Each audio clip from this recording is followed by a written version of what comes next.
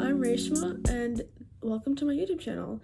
This is a first for me because all the videos on my channel so far are of me singing.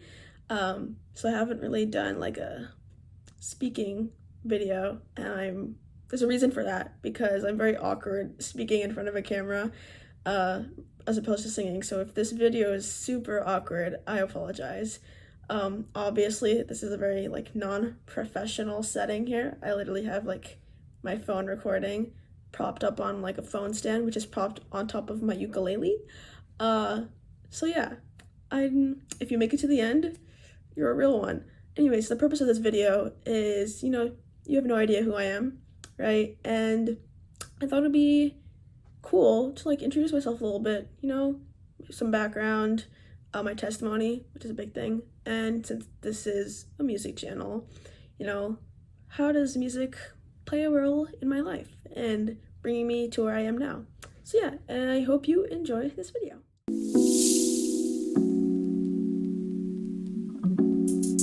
So obviously, my name is Reshma. I respond to Reshma, Rishma, Rishma, Rashma. I can accept like being called Reshma or Rishma because phonetically, that's how it is because my name is spelled with an E. But like Rashma and Rishma, I don't know where they're getting like the O or the I from. I know like Indian names in general are hard to pronounce sometimes, but like compared to other names, I feel like Reshma's pretty simple. But anyways, that's beside the point. Obviously, I'm Indian. I was born here in the United States. I was born to a Christian family. I went to a Christian school my entire life from like preschool. I like to think I was a smart kid in my classes. And yeah, I'm here.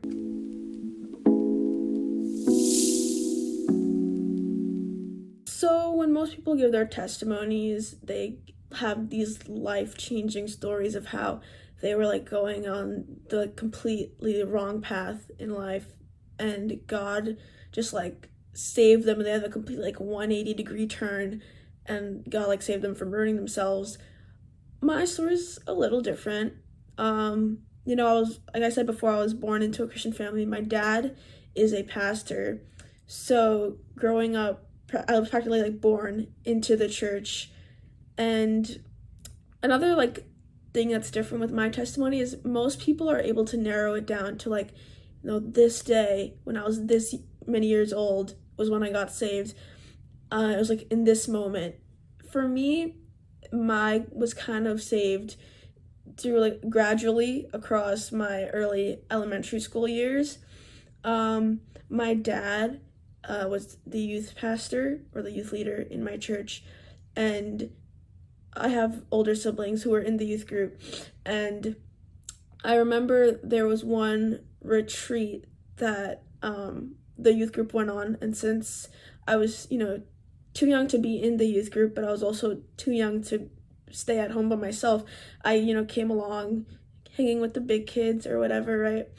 And I remember we came back and we all kind of sat in this room in my church, and my mom was, doing like a recap of, what we learned, and she gave us all like a notepad or like a piece of paper from a notepad. And she said, I want you to write down your prayers and like your desires because, I forget what exactly we were learning at the retreat, but prayer was one of the key themes of the retreat. And she's like, we serve a God who hears our prayers and he knows the desires of your heart. And to like my like third grade self or whatever age around that time, I was like, wow, like this big God in this massive universe like knows me, this like one third grade child, and he cares about me. I remember one of the songs we sung in the retreat, who am I that you are mindful of me? I'm a friend of God. And that just kind of like blew my little mind away. Like this big God cares about this little person. And that was, one of the things I really took to heart when I was writing down my prayers, like, God, you know these desires of my heart. So that was like one of the first encounters that I've had, that, because I grew up in church. I knew the Bible stories. I knew what the salvation story was when Jesus died on the cross, but I never really like took it to heart. And I thought, like, wow, this God wants to have a personal relationship with me. So that was one of the things that like kind of changed my direction in life. Another thing, maybe like a few months later, I want to say, there was this, again with the youth group, there was a lock-in at my church. So basically, like, we all like stay up till like 12 midnight, we're praying, doing worship, and then the rest of the time we kind of like sleep over at the church, which is kind of cool, sleepovers at church. But I remember we kind of like, we finished our prayers, it was midnight, and all the older kids, they went to the gym to, play a little bit, and I was just like waiting behind with my dad, helping him like set up stuff in the sanctuary. And I remember, again, like, the thing that about my testimony is like, it's so vague, but I remember like the moments. Like, I don't know the context behind it, but I know like the specific moments. So I remember I don't even know what we were talking about, but I told my dad, like, the direction of life that I'm in, I don't want it to go in this direction. Like, I wasn't like a bad sinner, like I was a pretty good kid, but something in my life felt missing, and Jesus just seemed like the perfect thing to like fill in that emptiness. And I was telling my dad, like, I want to give my life to God, because there's so much brokenness and darkness in this world, and Jesus is just that perfect thing. Like, who wouldn't want to turn to Jesus? And I remember, like, we were walking back, like, my dad prayed with me, and we were walking back to the gym to play with everyone else. So long story short, my life was slowly shifting around from, not being saved to being saved, because like I said before, I wasn't like going down this really bad path, but there was just, without Jesus, your life is like, there's this empty feeling, and I didn't feel this emptiness anymore. And fourth grade, I got baptized, and it was one of like the best things ever. When I came up out of the water, most people say like, I felt completely changed. I felt like all like the burdens of life left behind me. And, it wasn't that like sort of drastic change for me, but I did feel like a weight off my shoulders. Like, okay, God, you and I are starting this journey together. It was like marking the beginning of a journey for me. And, from that point until like where I am now, obviously, I've had my moments of like re-accepting Jesus into my life, because like, yeah, I don't like the state that I'm in. I need to like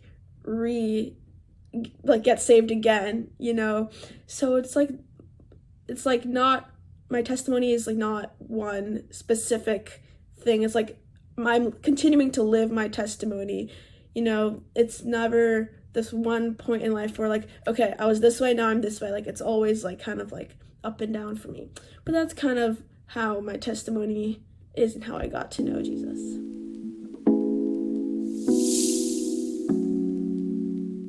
So lastly, I want to talk about how music plays a big part in my life. It all started baby Reshma in preschool. We had this Christmas play, and I was a donkey, and the donkey had to sing a song. And I remember I was like so nervous because I've never sung in front of people before. So that was the first time I sang. We did the play in front of like the school. And then I also sang the same song in my church, because like my school and my church are like one building. So that was the first time I sang in front of people. And then we fast forward, to elementary school. Each of my siblings, they played instruments and they took lessons, music lessons. So my first grade teacher also did piano lessons. So I took piano lessons with her. And then after her, I took voice lessons with my school's music teacher. She's awesome, by the way. If you're watching, you know who you are. I love you. But yeah, she's amazing. She taught me how to sing. And I took voice lessons with her, and after 1 year of that, I also started taking piano lessons.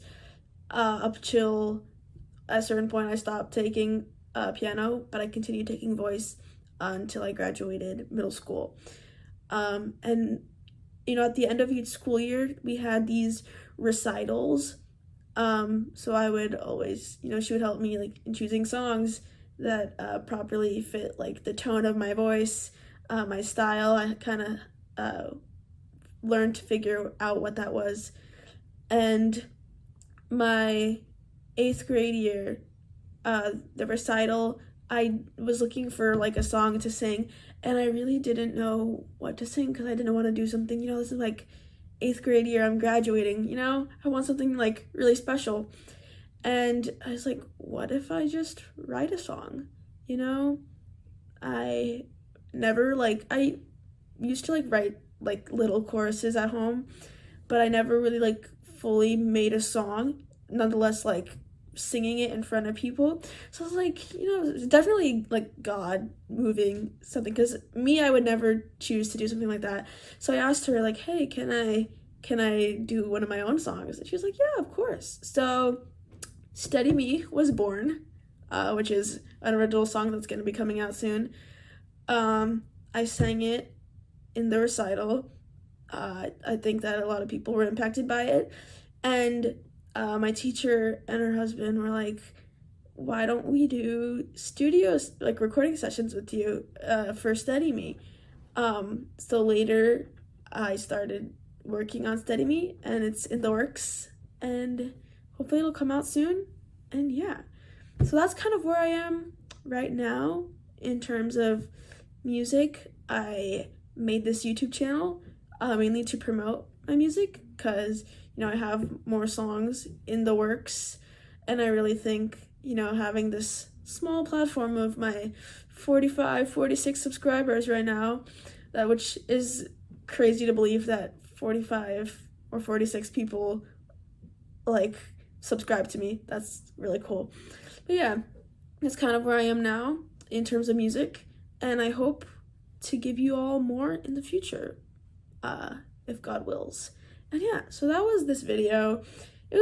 I know it was really awkward. I myself know it was really awkward, but we embrace the awkwardness here. This is a safe community, and hopefully I'll make similar videos in the future, talking about life experiences, talking about music, and stuff like that. So I will see you next time. Bye-bye.